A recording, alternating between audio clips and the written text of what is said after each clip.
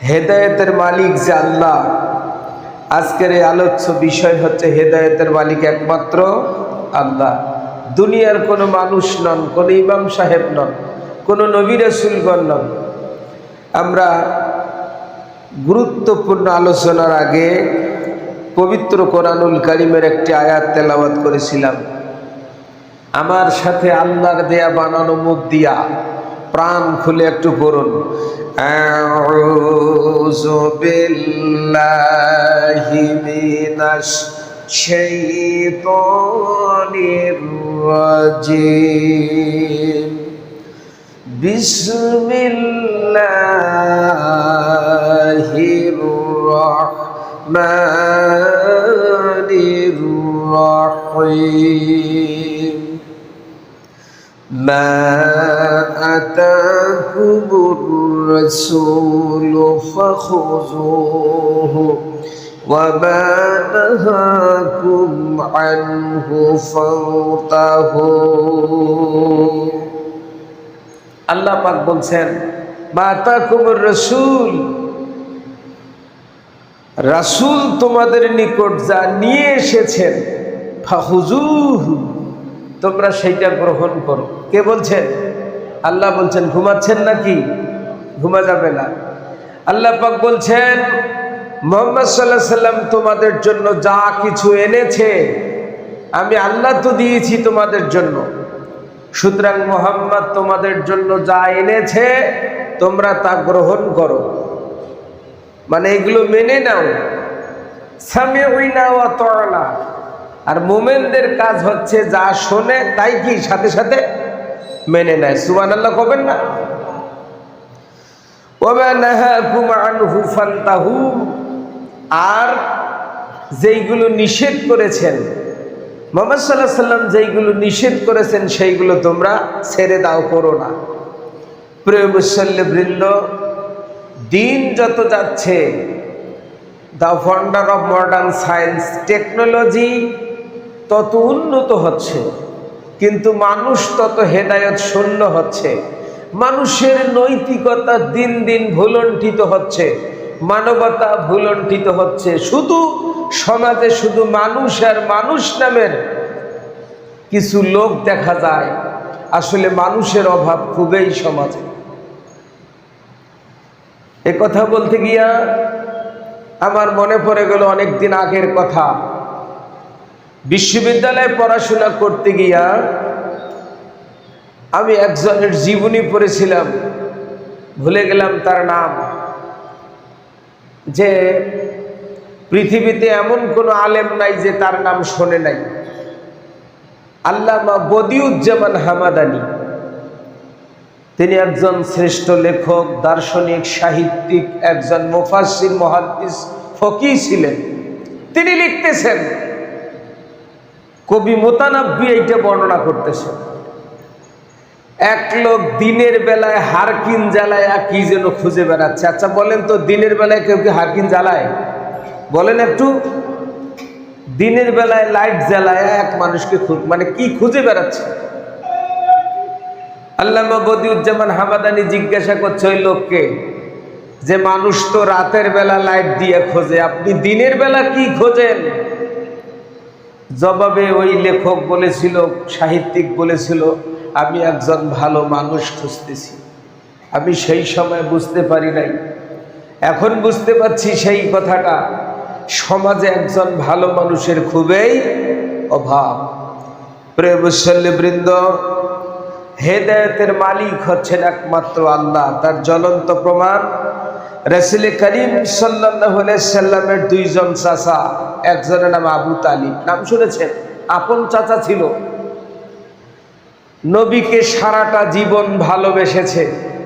দেখছেন কতটুকু ভালোবাসছে।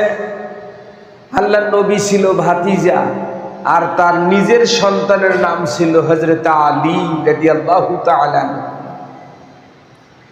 নিজের সন্তানকে অতটা ভালোবাসতেন না, ভালোবাসতেন ভাতিজাকে বেশি। সুবহানাল্লাহ কোন? প্রিয় মুসল্লিবৃন্দ, নিজের সওয়াক বাদ দিয়া ভাইয়ের সওয়াক ভালোবাসে। তাহলে বোঝেন কতটুকু ভালোবাসা আন্তরিকতা থাকলে পরে এটা সম্ভব।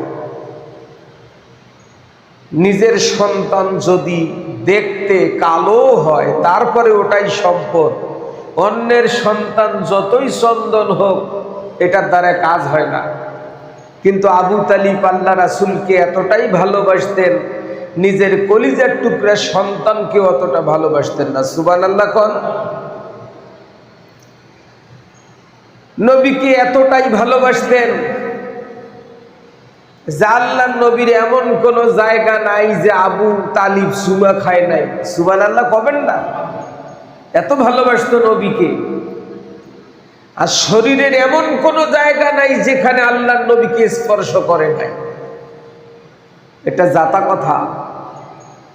আমি হাদিস পড়েছি, আল্লাহ রাসূল বলেছেন, যারা আল্লাহ রাসূলকে দেখেছেন, ঈমানের সাথে মৃত্যুবরণ করেছেন, আল্লাহ রাব্বুল আলামিন তাদেরকে জান্নাতি বানাই দিয়েছেন। আবার ওই নবীকে দেখে আবু জেহেল হয়েছেন। শুনতে পাচ্ছেন কথা? বোঝেন নাই মনে হয় কথা। আল্লাহর নবীর জামানায় আল্লাহর নবীকে দেখে ঈমানের সাথে যারা মৃত্যুবরণ করেছে, আল্লাহ রাব্বুল আলামিন তাদেরকে জান্নাতি বানাই দিয়েছেন।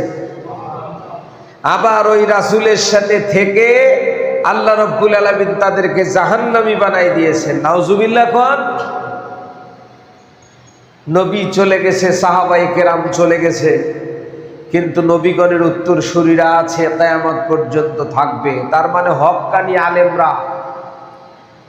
রাসূল বলেছেন তোমরা আলেম হও, কুনা আলিমা, তোমরা আলেম হও। আলেম যদি হতে না পারো, আলেমদের তোয়ালিবান ছাত্র হও। আমরা তো সাধারণ মানুষ, বুঝি না, মুখে যা আসে মান কচু তাই বলে দেই। সাধারণ মানুষ গোটাটা রাত জেগে ইবাদত করবে, আর একজন আলেম গোটাটা রাত ধরে জান ভরে ঘুমাবে। এর ইবাদত করলে যা হবে না, ওর ঘুমালে আল্লাহ রাব্বুল আলামিন ইবাদতের সাথে গণ্য করবেন। সুবহানাল্লাহ কোন। আলেমের মর্যাদা কি? এটা জাতা কথা। নবীজি এই কথাও বলেছেন,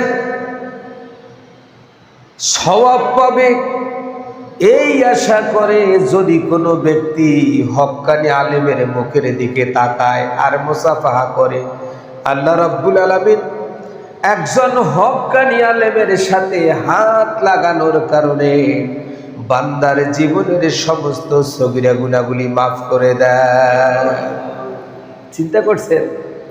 কোন এমপি, মন্ত্রী, প্রধানমন্ত্রী, চেয়ারম্যান, মেম্বার, সে যাই হোক না কোন এলাকার মাতব্বর, তার চেহারার দিকে তাকালে, তার সাথে মুসাফাহা করলে গুনাহ মাফ হবে, কথা কোথাও নাই।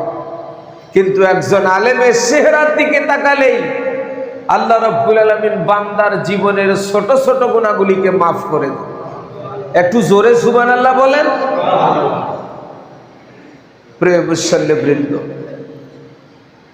জুমার দিন যত মুসল্লি এসেছেন, আল্লাহ রাব্বুল আলামিন প্রত্যেকটা বাবাকে, সন্তানদেরকে আলেম বানানোর তৌফিক দান করুক, বলেন আমিন। এই হাদিসটা দুর্বল হাদিস, দুর্বল হাদিস। শিক্ষার জন্য বলছি। আল্লাহর নবীর সেই চাচা, যেই চাচা নবীকে এত ভালোবাসতেন, এই চাচা কিয়ামতের দিন আল্লাহ রাব্বুল আলামিন তাকে আগুনের জুতা পরাবেন। নাউজুবিল্লাহ বলবেন না? আগুনের জুতা যদি কাউরে পরানো হয়, সে কি দাঁড়িয়ে থাকতে পারবে? বলুন একটু। সম্ভব? সম্ভব না। প্রশ্ন হতে পারে, মানুষ এ কথা বলতে পারে, নবীর চাচা তো ছিল কাফের, তার গোটাটা শরীর তো জাহান্নামে যাওয়া দরকার, কিন্তু শুধুমাত্র পায়ে আগুন লাগানো হবে কেন? নবীর চাচা তো কাফের ছিল, কাফের ছিল না? গোটাটা শরীরে তো জাহান্নামে যাওয়ার কথা, কিন্তু আগুনের জুতা পরানো হবে কেন? প্রশ্ন। জবাব শুনুন মুসলমান। এই কারণে আবু লাহাবের আবু তালিবের গোটাটা শরীরের কোথাও আগুন স্পর্শ করবে না। কারণ আবু তালিব যখন বেঁচে ছিল আল্লাহর নবী মুহাম্মদুর রাসূলুল্লাহ সাল্লাল্লাহু আলাইহি ওয়াসাল্লামকে এত ভালোবাসতেন, আবু তালিব তার গোটাটা শরীরের প্রত্যেকটা জায়গায় আল্লাহর নবীর শরীরের সঙ্গে তার শরীরটা লাগিয়েছে। সুবহানাল্লাহ। নবীর শরীরের সাথে আবু তালিব তার গোটাটা শরীর লাগাইছে। শুধুমাত্র পা লাগায় নাই। কেন? ভালোবেসে কেউ কি কাউকে পা দিয়ে লাথি মারতে পারে? বলুন একটু, সম্ভব না। আবু তালিব নবীকে এতটাই ভালোবাসত, নবীকে এতটাই ভালোবাসত, কোনদিন ঘুমন্ত অবস্থায় যেন পা লাগতে না পারে সর্বোচ্চ সতর্কতা অবলম্বন করত, ঘুমের ভেতরে যেন পা না লাগে।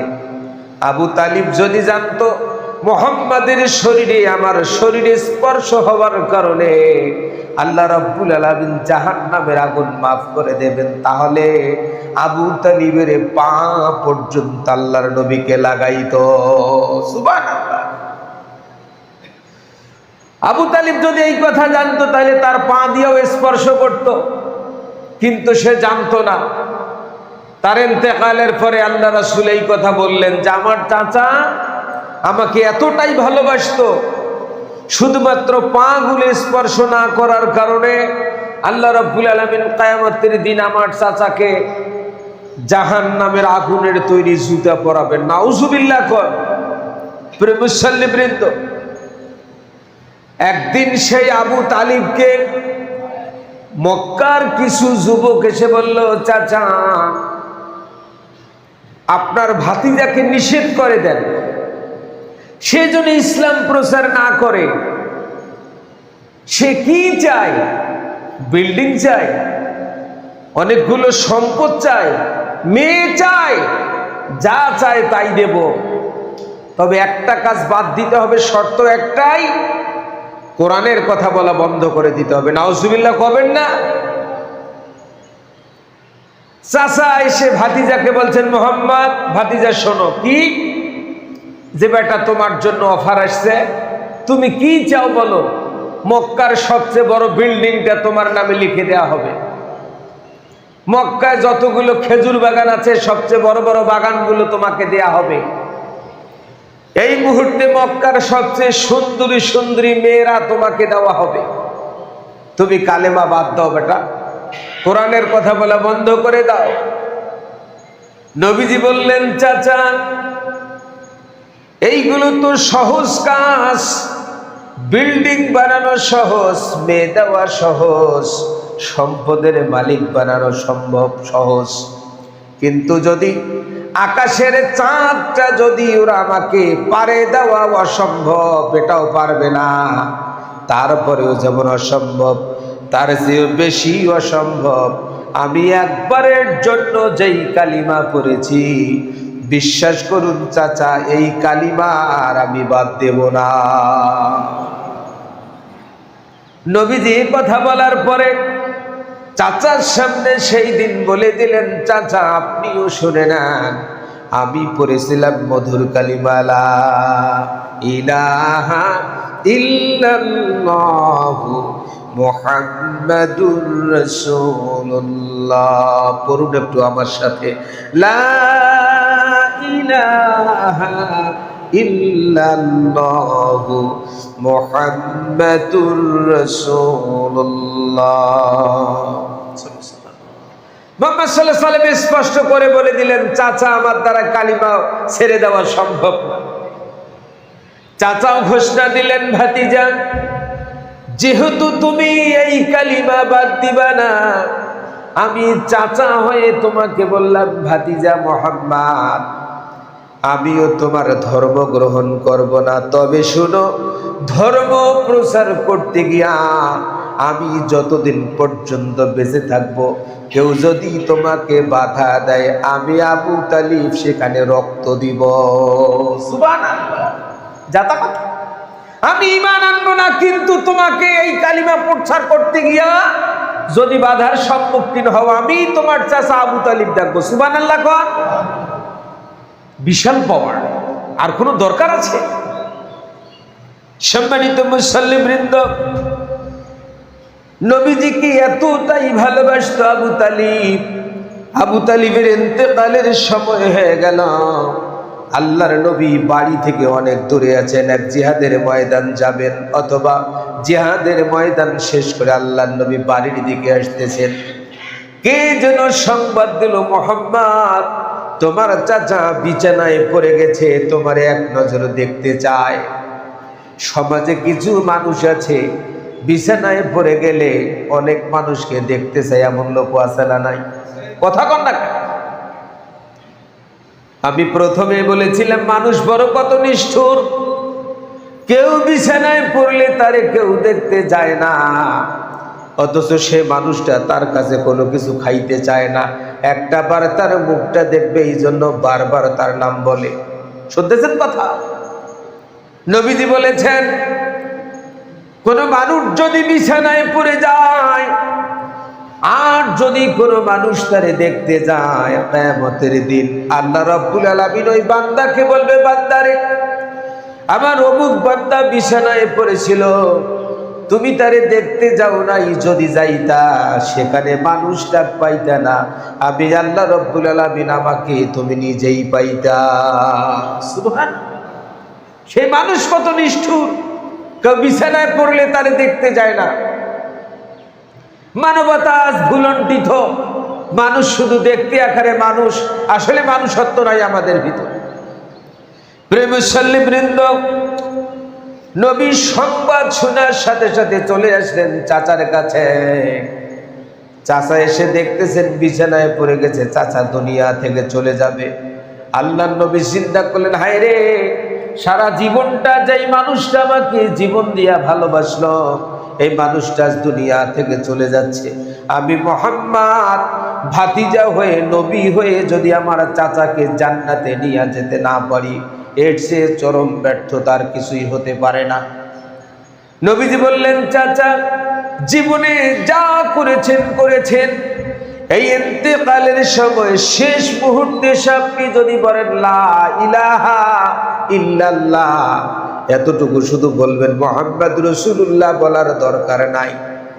এই এতটুকু যদি বলেন, কিয়ামতের দিন আমি যেভাবেই হোক তর্ক করে হলেও আপনার এই জান্নাত নিয়ে যাব। সুবহানাল্লাহ। লা ইলাহা ইল্লাল্লাহ শুধু এতটুকু বলুন, বাকিটা বলার দরকার নাই, আমার নাম বলার দরকার নাই। আপনি শুধু বলেন, কিয়ামতের দিন ঝগড়া করি হইলো আমি আপনারে জান্নাত নিয়ে যাব। সুবহানাল্লাহ। আবু তালিব চোখ মেলে দেখলেন মাথার পাশেই দাঁড়িয়ে আছে আবু জেহেল, উতবা, সাইবা, ওয়ালিদ বিন মুগিরা, আবু সুফিয়ান। আবু সুফিয়ান আর আবু জেহেল বলছে, আবু তালিব রে, খবরদার, শেষ সময়ে সে কাপুরুষের পরিচয় দিস না। আবু তালিব শেষ পর্যন্ত বলল, ভাতিজা মুহাম্মদ, শেষ সময়ে সে আর বংশের মুখে চুনকালি দিতে চাই না, আমি এভাবে দুনিয়া থেকে চলে যেতে চাই। কয়েকদিন আগেই আমাদের আশেপাশে একজন লোক মারা গেছে। এই কয়েকদিন আগে আমাদের আশেপাশে একজন লোক মারা গেছে। আমি শুনলাম উনি ওনার ইন্তেকালের আগে নাকি ওনার বউ বাচ্চাকে বলে গেছেন, আমি মরে যাওয়ার পরে যেন আমার জানাজা করা না হয়। নাউজুবিল্লাহ কবেন না। পরে শুনলাম তিনি কাদিয়ানি ছিলেন। কাদিয়ানিরা অমুসলিম। বাংলাদেশের পার্লামেন্টে যদি কোনোদিন কোন ইসলামিক সরকার আসে, কাদিয়ানিকে সেই দিন অমুসলিম ঘোষণা করবে ইনশাআল্লাহ। বলেন ইনশাআল্লাহ। অমুসলিমেরা কাফের। কাদিয়ানি অমুসলিমদের, কাফেরদের কি কোনো জানাজা হতে পারে? বলুন একটু, হতে পারে? তো ভালোই বলেছে, ওসিয়ত ভালোই করছে। প্রিয় মুসল্লিবৃন্দ, নবী করিম সাল্লাল্লাহু আলাইহি ওয়াসাল্লাম চাচার এই ঘোষণা শোনার পর তার মনটা কষ্ট পেল। আহারে, লোকটা সারা জীবন আমারে ভালোবাসলো, শেষ পর্যন্ত চাচার জন্য কিছুই করতে পারলাম না। আল্লাহর নবী ডুকরে ডুকরে কাঁদতে লাগলেন। কোরআনুল কারীম আয়াত নাজিল হয়ে গেল, আল্লাহ রাব্বুল আলামিন আরশে আজিম থেকে জিবরিলকে পাঠালেন, যাও আমার প্রিয় বন্ধু মুহাম্মদ সাল্লাল্লাহু আলাইহি সাল্লামকে সান্ত্বনা দাও। কোরআনুল কারীম আল্লাহ পাক বলেন, ইন্নাকা লা তাহদি মান আহাবাবতা ওয়ালাকিন্নাল্লাহা ইয়াহদি মান ইয়াশা ওয়া হুয়া আ'লামু বিল মুহতাদিন। আল্লাহ পাক বলেন, মুহাম্মদ মন খারাপ করো না, তুমি শুধু না, দুনিয়াতে যত নবী রাসূল এসেছেন আমি কোন নবী রাসূলকে হেদায়েতের দায়িত্ব দেই নাই। হেদায়েতের দায়িত্ব আমি আল্লাহ রাব্বুল আলামিন আমার নিজেরও। সুবহানাল্লাহ। হে নবী, আপনি মন খারাপ করছেন কেন চাচার জন্য? আপনার চাচার হেদায়েতের মালিক আমি আল্লাহ। প্রিয় মুসল্লিবৃন্দ, চাচা দুনিয়া থেকে চলে গেলেন, আল্লাহর নবীর মনটা বড় মলিন, আর কেউ নাই। আল্লাহর নবী বড় অসহায় হয়ে গেলেন। আল্লাহর নবী চিন্তা করলেন, চাচা তো আর হেদায়েত নসিব হলো না, জাহান্নামী হয়ে গেলেন। নবীজি মনে মনে ভাবতে লাগলেন, আমি মুহাম্মদ যে দোয়াই আল্লাহর কাছে করি সেই দোয়াই আল্লাহ কবুল করে নেন। এই সেন্স টেন্ডেন্সি মাথায় নিয়ে আল্লাহ নবী কবরের পাশে গেলেন, চাচার জন্য একটু দোয়া করবেন। নবী চিন্তা করলেন, বেঁচে থাকতে কিছুই করতে পারলাম না, মরার পর একটু কিছু করা যায় নাকি? শুনতেছেন কথা? ঘুমাচ্ছেন নাকি? নবী চিন্তা করলো, চাচা বাঁচি থাকতে কিছুই করতে পারলাম না, হারে নবী যখন মরি গেল, চাচা যখন মরি গেল, মরার পর যদি কিছু করা যায় দেখা যাক। আল্লাহ নবী কবরের পার গেলেন। কবরের পারে যাওয়ার পরে হাত তুলে দোয়া করতেছে। জিবরিল এসে বললেন, আল্লাহর নবী হাত নামান, খবরদার, কার জন্য হাত তুলছেন আপনি? জিবরাইল এসে আল্লাহর নবীর হাত টেনে নিয়েছে। কোরআনুল কারীম আল্লাহ পাক বলেন, মা কানা লিন-নবী ওয়াল্লাযীনা আমানু আইয়াস্তাগফিরু লিল মুশরিকিনা ওয়ালাউ কানু উলি কুরবা মিন বা'দি মা তাবায়্যানা লাহুম আন্নাহুম আসহাবুল জাহিম। আল্লাহ রাব্বুল আলামিন বলেন, নবী মুহাম্মদ, এটা কোন নবীর পক্ষে শোভা পায় না। আল্লাযীনা আমানু, আর কোন ঈমানদারের পক্ষেও শোভা পায় না। আইয়াস্তাগফিরু লিল মুশরিকিনা, কোন মুশরিকদের জন্য হাত তুলে দোয়া করবে, এটা কোন নবী রাসূলদের পক্ষে শোভা পায় না, কোন মুমিনদের জন্য শোভা পায় না। শুনতেছেন কথা? ঘুমাচ্ছেন নাকি? যারা মুশরিক, যারা শিরক করে দুনিয়া থেকে চলে গেছে, তাদের জানাজা, তাদের জন্য হাত তুলে দোয়া করা দুনিয়ার মানুষকে শুধু দেখানোই হবে, এটা আল্লাহ নিষেধ করে দিয়েছেন। শুনতেছেন কথা? কোন নবী রাসূলগণ, কোন মুমিন ব্যক্তি মুশরিকদের জন্য হাত তুলে দোয়া করা শোভনীয় না। কে বলছেন? বলুন একটু সবাই। আল্লাহ বলছেন, ওয়াদাল্লাহু হাক্কান, আল্লাহ যা ওয়াদা করেছেন, আল্লাহ যা বলেছেন স্পষ্ট সত্য কথা। প্রিয় মুসল্লিবৃন্দ, স্পষ্ট ভাবে বোঝা গেল হেদায়েতের মালিক কে? বলুন সবাই একটু, আল্লাহ। যেখানে নবী রাসূলগণ হেদায়েতের দায়িত্ব পান নাই, সেখানে আমি কে? কাবা ঘরের ইমাম সাহেবকে, বাইতুল মুকাররমের মসজিদের আজকে জুমার দিনের সম্মানিত খতিব আব্দুল মালেক মাদানী, তিনি কে? হেদায়েতের মালিক যে আল্লাহ। এই জন্য আল্লাহর কাছে হেদায়েত চাইতে হয়।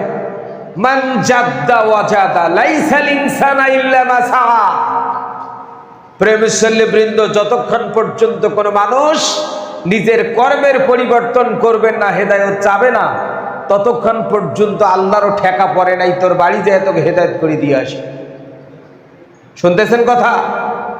গতকালকে হেদায়েত কারে কয় দেখেন, এই যে ধর্মীয় উৎসব গেল ঈদুল আজহা, এটা মুসলমানদের জন্য রহমত নাকি গজব?